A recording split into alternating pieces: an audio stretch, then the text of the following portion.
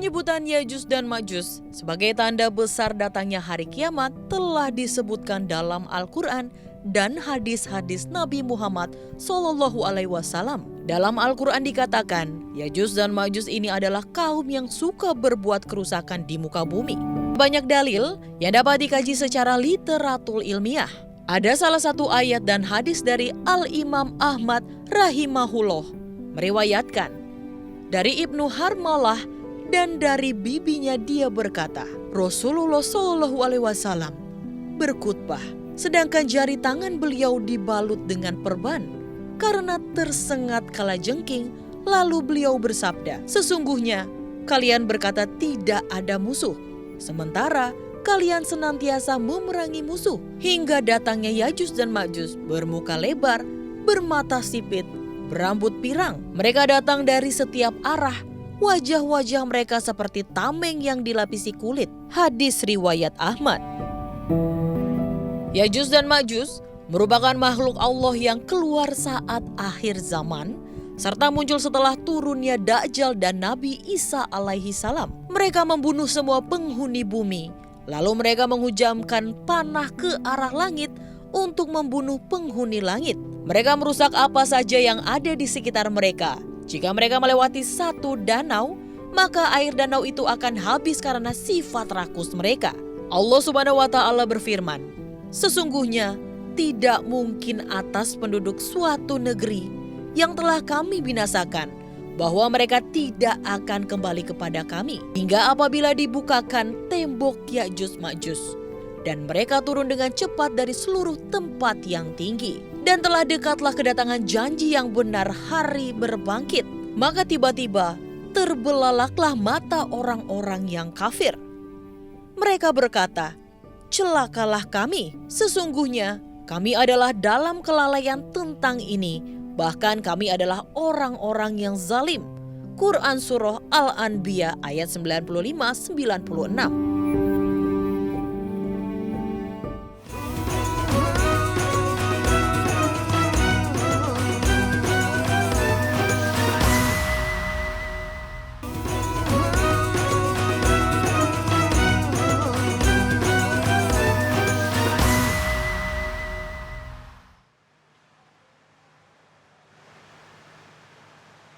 أعوذ بالله من الشيطان الرجيم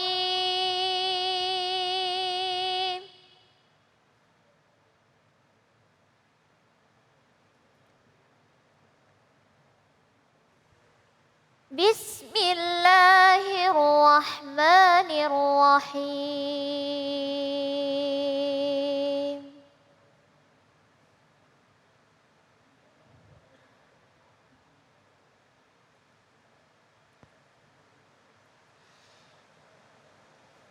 ولا يحسبن الذين كفروا أنما نملي لهم خير لأنفسهم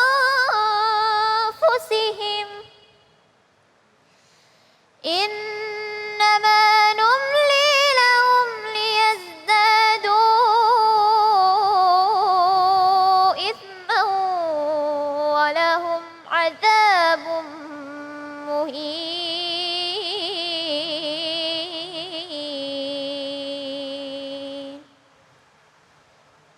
صدق الله العظيم.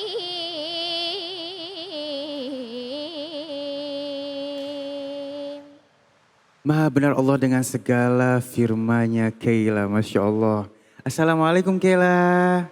Waalaikumsalam. Masya Allah. Nanti Kaila ini bukan hanya ngaji buat kita, beliau akan sedikit memberikan tausiah juga buat kita ya. Masya Allah ya. Dan baik, kembali lagi Cahaya Hati Indonesia dan kita masuk ke dalam segmen yang kedua atau judul kita yang kedua nih. Kita akan mengangkat tentang orang-orang yang diuji dengan kenikmatan. Ada orangnya ada? Ada yang begitu Bu? Mana orangnya?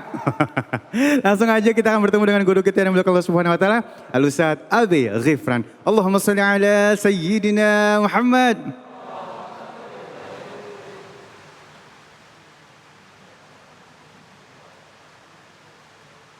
Bismillahirrahmanirrahim. Assalamualaikum warahmatullahi wabarakatuh. Waalaikumsalam warahmatullahi wabarakatuh. Alhamdulillah wassalatu wassalamu ala Rasulillah Sayyidina wa maulana Muhammad ibn Abdillah, la haula wa la quwata illa billah, amma ba'du. Yang sama kita hormati khusus segenap para ulama, para tokoh masyarakat, para kiai dimanapun berada, mudah-mudahan diberikan kesehatan oleh Allah Subhanahu wa Ta'ala. Yang sama kita hormati Bang Ali Zainal Abidin. Sehat Bang Ali ya? Cerah banget hari ini. Mudah-mudahan makin membawa keberkahan buat kita semua. Amin ya rabbal alamin. Tak lupa bapak-bapak, ibu-ibu semua, Bu. Bu. Ya. Bu. Ya. Pak. Ya. Pak. Ya. Papa. Ya. Suaranya semangat. Semangat Masya Allah. Mudah-mudahan siang ini diberikan keberkahan oleh Allah Subhanahu wa Ta'ala. Amin ya Dan rabbal tak alamin. lupa segenap para pemirsa Cahaya Hati Indonesia dimanapun berada, semoga diberikan kemuliaan dan keberkahan oleh Allah. Tema yang akan kita angkat begitu luar biasa. Banyak orang yang ketika mereka diuji oleh Allah bukan hanya dengan kesulitan, tapi ada juga hamba Allah yang diuji dengan kesenangan. Betul apa betul? Betul. Sebagaimana Allah katakan dalam Al-Quran, di mana kata Allah, kullu nafsin za'iqatul maut. Setiap manusia pasti akan mati. Wala nablukum bisyarri wal khairi fitnah. Dan pasti di antara mereka itu sebelum meninggal akan diuji dengan yang namanya kesenangan ataupun kesukaran. Betul? Ada enggak orang dikasih nikmat sama Allah lalu lupa kepada Allah? Ada yang begitu ada? Mana orangnya? Baru dikasih seneng sedikit udah ninggalin sholat. Ada yang begitu ada? Ada guru. Mana orangnya? No, jauh-jauh depan guru. Baru punya rumah udah melupain yang ngasih rumah. Ada yang begitu ada? Ada guru. Mana orangnya Bang? No, baju merah. Bahkan sampai ada manusia yang mereka bekerja tiap hari, berkegiatan tiap hari, kemana-mana dikaruniai oleh Allah banyak nikmat, anehnya melupakan yang memberikan nikmat. A'udzubillah. Maka Allah katakan dalam Al-Quran, setiap manusia pasti diuji oleh Allah. Sehingganya jangan sampai hartamu, anakmu, semua yang kita miliki ini malah melupakan kita kepada Allah. Karena tidak sedikit dari orang-orang yang mereka dikasih harta lupa sama yang memberi harta. Mereka dikasih anak lupa sama yang memberikan anugerah itu. Mereka itu wa ulaika humul khasirun, adalah orang-orang yang merugi dalam pandangan Allah. Lihat kurang bagaimana Allah ngasih pelajaran dari Fir'aun. Betul. Fir'aun gagah, iya Pak iya. Hartanya banyak, kekuasaannya banyak. Apapun yang dia mau ada. Tapi nyatanya dikisahkan dalam Al-Quran, orang yang kaya ini, penguasa ini ternyata orang yang dilaknat oleh Allah. Betul? Sehingga kenapa bisa berpikir begitu? Dia berpikir dia kaya karena kehebatannya. Dia kaya karena kepintarannya. Dia kaya karena usahanya. Padahal semua itu adalah izin dan titipan dari Allah. Kalau orang tahu semua titipan dari Allah, semua hanya dititipi oleh Allah, maka kesombongan itu tidak akan ada. Iya Pak iya. Ini ada orang baru punya mobil baru, nggak pernah mau ke masjid nungguin mobil sampai maghrib. Ada yang begitu ada? Mana orangnya? Ada guru. Ada di sini Bang? Ada guru. Ini Masya Allah baru punya rumah baru, nggak mau ngikut ngaji, jagain rumah mulu. Ada yang begitu ada? Ada guru. Jangan, tapi jadikan semua yang Allah berikan kepada kita ini kendaraan untuk akhirat kita. Makanya jangan sampai kita seperti Fir'aun. Nyatanya Bu, orang mulia sukses itu bukan diukur dari kekayaan, betul? Nyatanya Pak, orang yang mulia di hadapan Allah tidak diukur dari kekuasaannya. Allah tidak melihat itu, tapi nyatanya Allah melihat kepada apa? Innallaha la yanzuru ila ajsamikum wa amwalikum walakin yanzuru ila qulubikum. Tapi Allah melihat dari bagaimana hati kita ketika manakala Allah kasih nikmat kepada kita, mampu enggak kita bersyukur. Betul? Bu. Bu. Ya. Bu. Ya. Siapa contohnya? Nabi Ayub alaihi salam.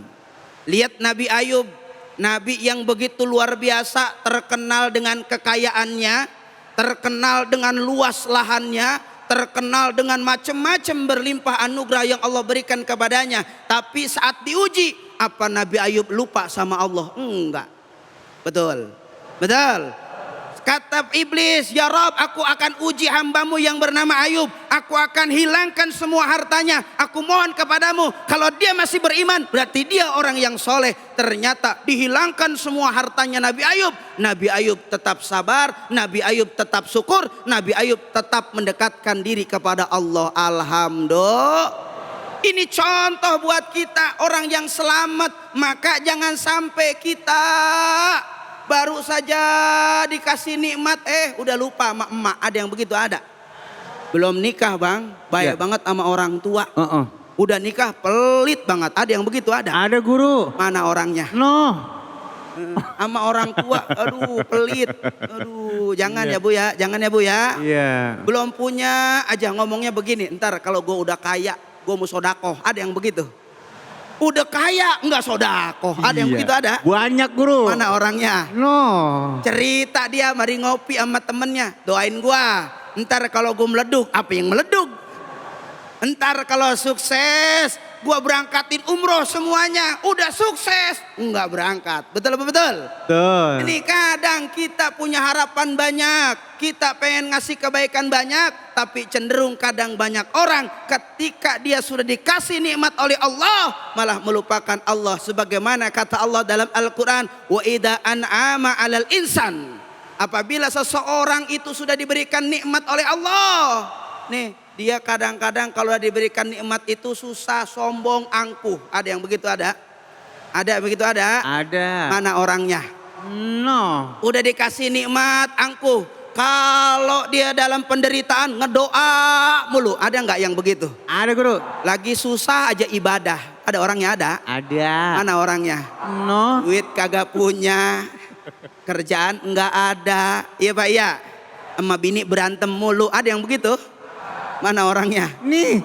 Nggak punya, susah, minta mulu sama Allah. Itulah sifat manusia kata Rasulullah. Ketika mereka susah, ketika mereka nggak punya, ketika mereka belum mendapatkan sesuatu yang diharapkan, dia minta sama Allah, dia sujud kepada Allah, dia memohon kepada Allah. Tapi anehnya, ketika sudah diberi oleh Allah, malah sibuk dengan dunianya. Ada yang begitu? Ada guru. Apa Allah katakan? La tulhikuna amwalakum wa auladikum an dzikrillah faman yaf'al dzalika faulaika humul khasirun. Banyak di antara hamba Allah ketika dikasih harta, dia malah melalaikan yang memberikan harta. Tuh, Pak. Pak. Ya. Pak. Ya. Ini melain. Sebelum punya duit sama istri setia. Udah punya duit malah baikan sama janda. Ada yang begitu, ada? Aduh. Mana orangnya? Aduh. Mana orangnya? Aduh. Iridan sama bini pelit. Ada yang begitu, ada? Ada. Ada laki yang hitungan sama bininya, ada? Ada guru. Mana orangnya? Yang bersila. Ayo, bagaimana cara bentuk syukurnya? Islam mengajarkan kepada kita, la in syakartum la azidannakum wa la in kafartum inna adzabi lasyadid. Maka cara bersyukurnya adalah apa? Ayo, ketika Allah kasih sama kita, berupayalah untuk kita sadar bahwa ini titipan dari Allah dan ada hak orang lain yang harus kita keluarkan. Betul? Betul. Maka sering-seringlah hati kita sebelum bisa memberi, sebelum bisa menyantuni, sebelum bisa menunaikan, sering-sering di hati kita ini untuk kaya. Bagaimana kayanya? Belum kita bisa ngasih sodakoh, hatinya sudah mau bersodakoh. Ya Allah, besok kayak saya dikasih nikmat olehmu, saya pengen nyantunin anak yatim. Itu hati yang kaya. Berupayalah jadi hati yang kaya. Ya Allah, besok saya punya rezeki banyak, saya pengen bagi-bagi beras buat nenek-nenek. Itu orang yang hatinya bersih. Maka sebelum dia punya, akan terjaga kalau punya hati yang kuat. Insya Allah. Maka jangan sampai apa yang Allah titipkan kepada kita ini malah memberatkan nanti di akhirat. Kan kita lihat sekarang ada orang yang hanya mencari kekayaan saja. Ada yang begitu ada? Ada guru. Kalau kata Bang Haji Oma, yang kaya makin kaya. Yang miskin. Ada yang begitu ada? Ada. Mana orangnya? Banyak banget itu. Boleh kita cari dunia, boleh. Tapi ingat, jangan menghalalkan segala cara. Banyak orang sekarang karena enggak ada iman, karena enggak ada agama, karena tidak merasa diawasi oleh Allah, akhirnya adalah apa? Mereka meraih kekayaan, mereka meraih kenikmatan, mereka meraih segala apa yang dia capai, tidak melihat halal dan haram.